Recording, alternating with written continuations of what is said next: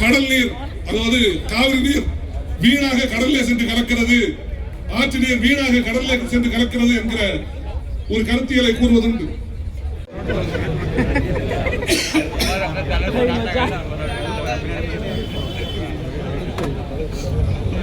மேகதாதுவில் அணை கட்டுவது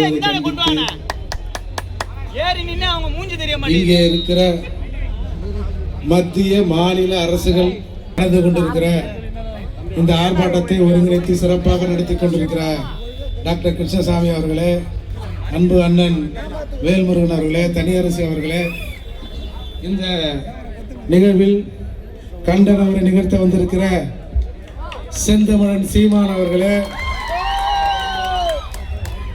இங்கே கூடியிருக்கிற மற்ற தலைவர்களே, உங்கள் அத்தனை பேருக்கும் வரவேற்பரின் சார்பாக பணிவான வணக்கத்தை சொல்லி, நேற்று கர்நாடகாவில் ஒரு பந்த் அறிவிக்கப்பட்டது.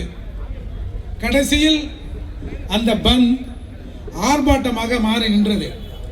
திரும்ப வருகிற 9ஆம் தேதி அங்கே அந்த பந்த் அறிவிப்பதாக சொல்லி இருக்கிறார்.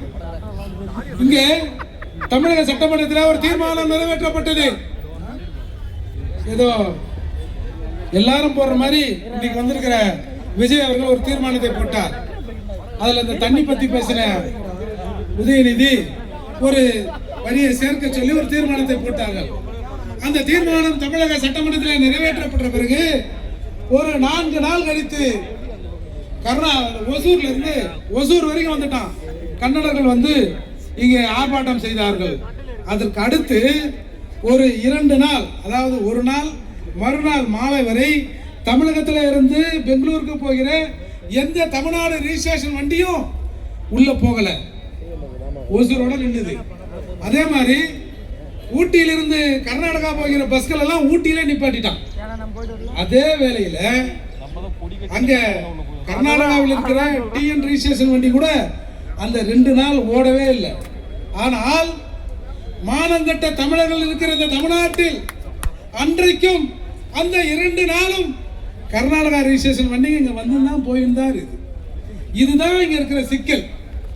இங்க நாம அரசை வலியுறுத்துவதா, மத்திய அரசை வலியுறுத்துவதா, மாநில அரசை வலியுறுத்துவதா என்பதை தாண்டி தமிழகத்தில் இருக்கிற தமிழனை உசுப்ப வேண்டும்.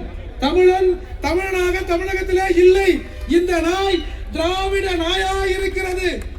மலையாளிகள் மலையாளியாக வாழ்கிறார்கள், தெலுங்கர்கள் தெலுங்கர்களாக வாழ்கிறார்கள், கன்னடர்கள் கன்னடராக வாழ்கிறார்கள்.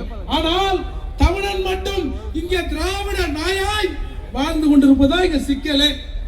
இத அந்த காலத்துல மாப்போசி சொன்னார், சீபா ஆதித்யநாத் பேசினார், இன்றைக்கு சீமான் பேசுறார், வேல்முருகன் பேசுறாரு, தனியரசு பேசுறாரு. பேசுறவங்க பேசிக்கொண்டே இருக்கிறோம். ஆனால் திராவிடத்தின்பால் ஈர்ப்பு கொண்டவன் நினைவிலே பிறந்த தமிழர்கள் தமிழகத்துல ஏராளமா இருக்கிறான். தமிழன் அந்த உணர்வுன்னு பேசினா இவெல்லாம் இனவாதிகள், பிரிவினைவாதிகள், இனவாதத்தை தூண்டுகிறார்கள் என்று இங்க ஒரு பெரிய பிரச்சாரத்தை பண்றான். அந்த பிரச்சாரத்தை பண்ணுகிற போது இங்க இருக்கிற மாற்று மொழியினர் அல்லது திராவிடத்தால் நக்கி பிழைக்கிற நாய்கள் இந்த அரசியலை கொச்சைப்படுத்தினால் கூட பரவாயில்லை. ஆனால் தமிழனுக்கும் தமிழச்சிக்கும் பிறந்தேர் என்று சொல்லிக்கொண்டு தமிழன் என்ற இனத்தோடு இருக்கிற இந்த தமிழர்களும் அதை ஊக்கப்படுத்துகிற விதமாக இங்கே நடந்து கொண்டிருக்கிறார்கள் என்பதுதான் இங்கே கேவலம். ஒரு தமிழ்நாட்டில் தமிழர்கள் பெரும்பான்மையா இருக்கக்கூடிய இந்த தேசத்தில் தமிழ் தேசிய அரசியலை தமிழன் கிட்ட பேச வேண்டிய துர்பாக்கிய நிலைக்கு இங்கே இருக்கிற தமிழர்கள் ஆளாக்கப்பட்டிருக்கோம். இப்போ கர்நாடகாவில் எவனாவது கர்நாடக மக்களின் இல்ல கர்நாடக மாநிலத்தின் அந்த உரிமையை பாதுகாக்க வேண்டும் என்று எந்த கட்சியாவது அறைகூவல் விடுக்குதா? அங்கே அது தேசிய கட்சியாக இருந்தாலும் சரி, மாநில கட்சியாக இருந்தாலும் சரி, இல்லை அங்க இருக்கிற அமைப்புகளாக இருந்தாலும் சரி, எல்லாரும் தமிழகத்தின் எதிராக கன்னடர்களுக்கு ஆதரவா இருக்கிறோம்னா எல்லாரும் அங்கே வந்து சேர்றான்.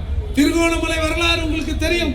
திருகோணமலையில மேதகு பிரபாகர் அவர்கள் வீட்டுக்கு ஒருவரை அனுப்புங்கள், போராட வேண்டும், சண்டை போட வேண்டும் என்று கேட்டபோது திருகோணமலையில் இருக்கிற ஒரு பெரும்பான்மையானவர்கள் பணத்தை கொடுக்கிறோம், நீங்கள் போராடுங்கள் என்று சொன்னார்கள். அப்போது திரிகோணமலை எங்கள் கோட்டை, கொடுப்போம் எவர் கைக்கும் அதை என்று பிரபாகரன் அவர்கள் அந்த சிங்கள படைகள் திருகோணமலையை தாக்கிய போது விடுதலை புலிகள் அந்த எதிர்த்தாக்கல் நடத்தாமல் பின்வாங்கிக் கொண்டு அடிபரட்டும் இவன் அப்பொழுதுதான் திருந்துவான் என்று ஒரு யுக்தியை கையாண்டார். அதே போல தமிழகத்தில் இருக்கிற தமிழர்கள்லாம் இது பத்தாது, இன்னமும் தமிழனுக்கு நெருக்கடி வர வேண்டும். இவன் குடிப்பதற்கல்ல, இவன் கழுவுவதற்கு கூட தண்ணியே இல்லை. தமிழன்னு ஒருத்தன் தமிழ்நாட்டு எல்லையை தாண்டி போனா என்றைக்கு அடிபடுகிறானோ மிதிபடுகிறானோ அன்றைக்குத்தான் தமிழருக்கு உண்டான அறிவு வரும்.